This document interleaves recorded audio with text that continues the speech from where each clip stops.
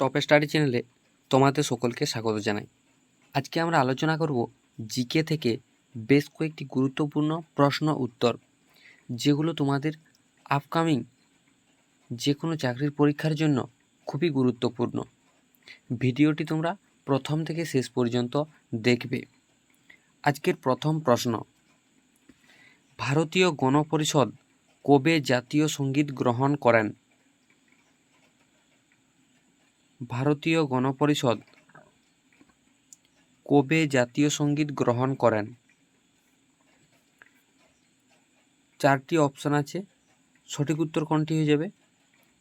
এখানে সঠিক উত্তর হয়ে যাবে সি, 24শে জানুয়ারি 1950। তোমরা মনে রাখবে, ক্যাবিনেট মিশনের প্ল্যান অনুযায়ী 1946 সালের 16ই মে গণপরিষদ গঠিত হয়। 16ই মে গণপরিষদ গঠিত হয়। ক্যাবিনেট মিশনের প্ল্যান অনুযায়ী 1946 সালের 16ই মে গণপরিষদ গঠিত হয়। এরপর মনে রাখবে,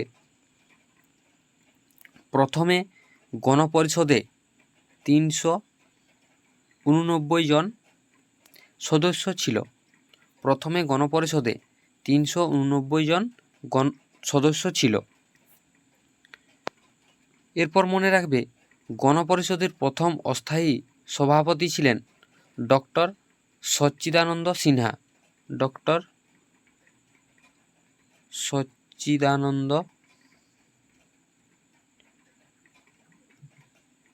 সচ্চিদানন্দ সিনহা ইনি ছিলেন অস্থায়ী সভাপতি, গণপরিষদের প্রথম অস্থায়ী সভাপতি। প্রথম স্থায়ী সভাপতি ছিলেন রাজেন্দ্র প্রসাদ। ডক্টর রাজেন্দ্র প্রসাদ প্রথম স্থায়ী সভাপতি ডক্টর রাজেন্দ্র প্রসাদ। পরের প্রশ্ন, তাপ্তি নদী কোন পর্বত থেকে উৎপন্ন হয়েছে? তাপ্তি নদী কোন পর্বত থেকে উৎপন্ন হয়েছে?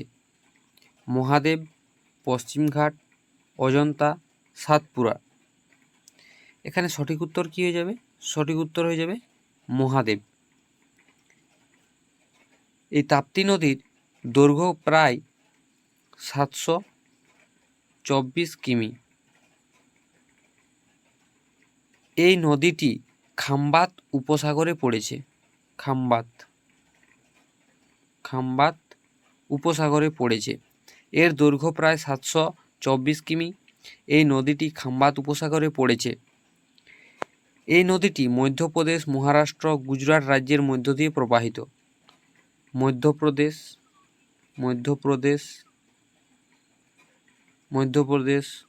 গুজরাট, মহারাষ্ট্র এই রাজ্যের মধ্য দিয়ে প্রবাহিত। এছাড়াও মনে রাখবে, বেতুল,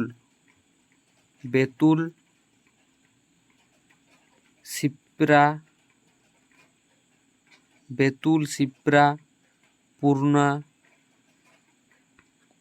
পূর্ণা এর উপনদী। এই নদীর জলপথে উকাই বাঁধ নির্মিত। এই নদীর জলপথে উকাই বাঁধ নির্মিত। নেক্সট প্রশ্ন, কোন হরমোনটি মহিলাদের মুখ্য যৌন হরমোন? কোন হরমোনটি মহিলাদের মুখ্য যৌন হরমোন? কোনটি হয়ে যাবে সঠিক উত্তর? সঠিক উত্তর হয়ে যাবে এখানে ডি, ইস্ট্রোজেন। নেক্সট প্রশ্ন, সাতবাহন সাম্রাজ্য কোথায় গড়ে উঠেছিল? সাতবাহন সাম্রাজ্য কোথায় গড়ে উঠেছিল? কলিঙ্গ, মহারাষ্ট্র, কোঙ্কণ, অন্ধ্রপ্রদেশ। সঠিক অ্যান্সার হয়ে যাবে অন্ধ্রপ্রদেশ। সাতবাহন সাম্রাজ্যের প্রতিষ্ঠাতা ছিলেন সিমুক। সিমুক সিমুক হলেন এই সাতবাহন সাম্রাজ্যের প্রতিষ্ঠাতা। পরের প্রশ্ন, কোন মুসলিম নেতা নারীদের পর্দা প্রথার বিরোধিতা করেছেন? কোন মুসলিম নেতা নারীদের পর্দা প্রথার বিরোধিতা করেছেন? সঠিক উত্তর কী হয়ে যাবে এখানে? সঠিক অ্যান্সার হয়ে যাবে সৈয়দ আহমেদ। তিনি ছিলেন মোহামেডান অ্যাংলো ওরিয়েন্টাল কলেজের প্রতিষ্ঠাতা। তিনি মোহামেডান অ্যাংলো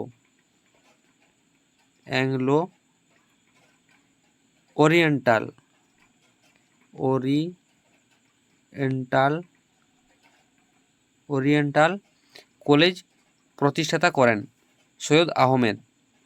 তিনি মোহামেডান অ্যাংলো ওরিয়েন্টাল কলেজ প্রতিষ্ঠাতা করেন।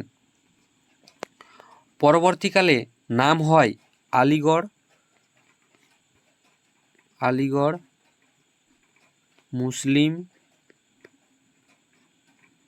মুসলিম বিশ্ববিদ্যালয়।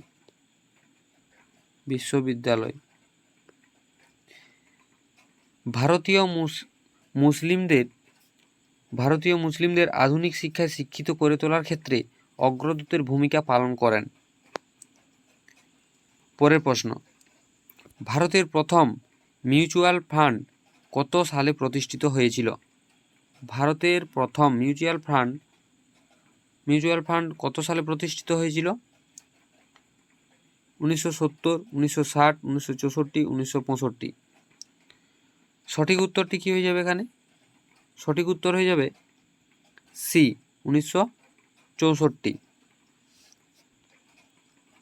পরের প্রশ্ন, সমকামী দম্পতির অধিকারকে স্বীকৃতি দিল কোন দেশের শীর্ষ কোর্ট? সমকামী দম্পতির অধিকারকে স্বীকৃতি দিল কোন দেশের শীর্ষ কোর্ট? জাপান, দক্ষিণ কোরিয়া, সিঙ্গাপুর, মায়ানমার। সঠিক অ্যান্সার হয়ে যাবে দক্ষিণ কোরিয়া।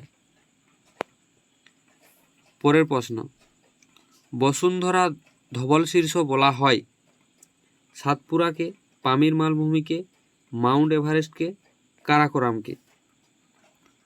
সঠিক উত্তর কী হয়ে যাবে এখানে? সঠিক অ্যান্সার হয়ে যাবে সি, মাউন্ট এভারেস্টকে। বসুন্ধরা ধবল শীর্ষ বলা হয় মাউন্ট এভারেস্টকে। পামির মালভূমিকে কি বলা হয়? পৃথিবীর ছাদ।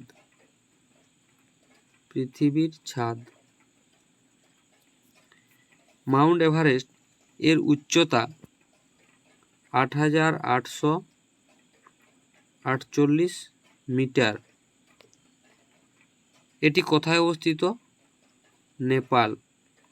নেপালে অবস্থিত।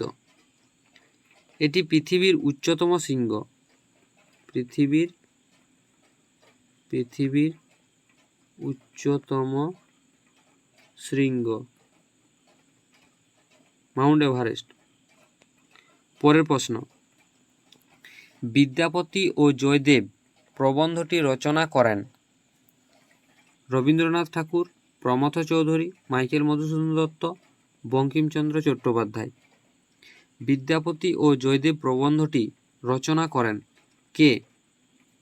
সঠিক উত্তরে যাবে বি, প্রমথ চৌধুরী। পরের প্রশ্ন, শুদ্ধ বানান দুটি হলো, এখানে চারটি দেওয়া আছে, চারটি অপশান। এখানের মধ্যে কোন দুটি বানান সঠিক? সঠিক উত্তর হয়ে যাবে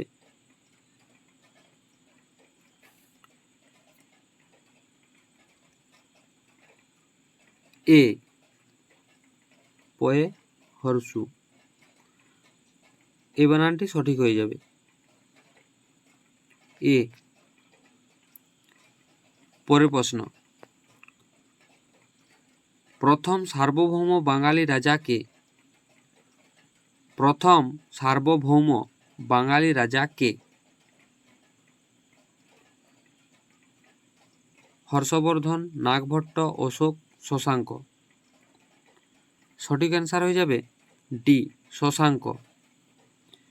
প্রথম বাংলার সার্বভৌম রাজা হলেন শশাঙ্ক।